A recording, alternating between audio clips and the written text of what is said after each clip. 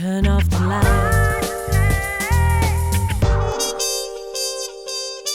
Le grand.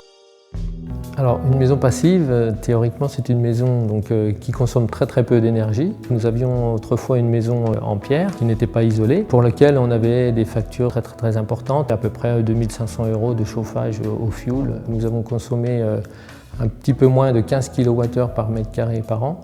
La facture globale de chauffage pour cet hiver était de 140 €. C'est quelque chose qu'il faut prendre en compte de nos jours, quoi. On ne ressent pas de froid, d'humidité et un air sain, puisqu'on est dans une maison aussi ossature bois, qui nous permet donc de vivre agréablement.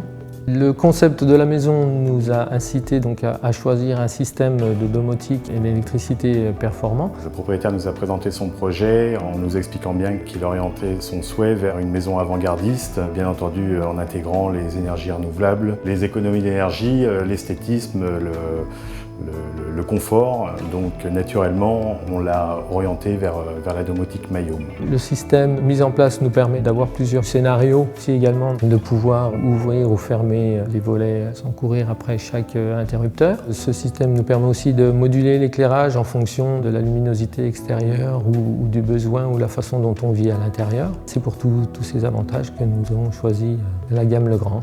La température extérieure ce matin, elle était de 8 degrés.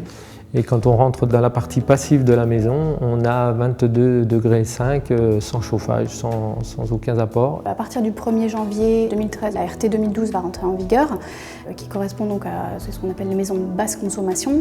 Donc cette maison-là va encore plus loin, puisque c'est une maison passive. On va faire très attention à l'enveloppe de la maison, faire en sorte que ce soit une enveloppe étanche et puis très bien isolée.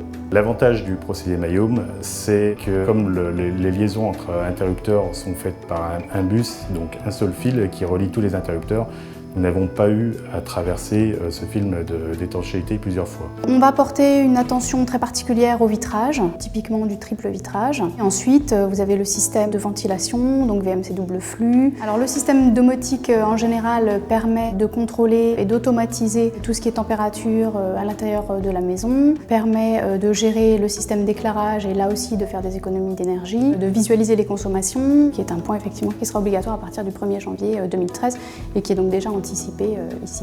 Et en plus, bien entendu, c'est un produit qui est très esthétique et qui contribue à un environnement sympathique. Donc on a la partie puissance qui est dans un tableau, l'autre partie domotique qui est dans l'autre tableau.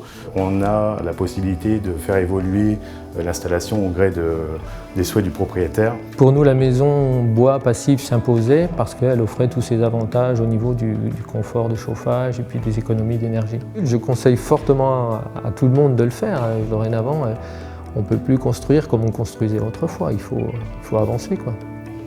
Turn off the light.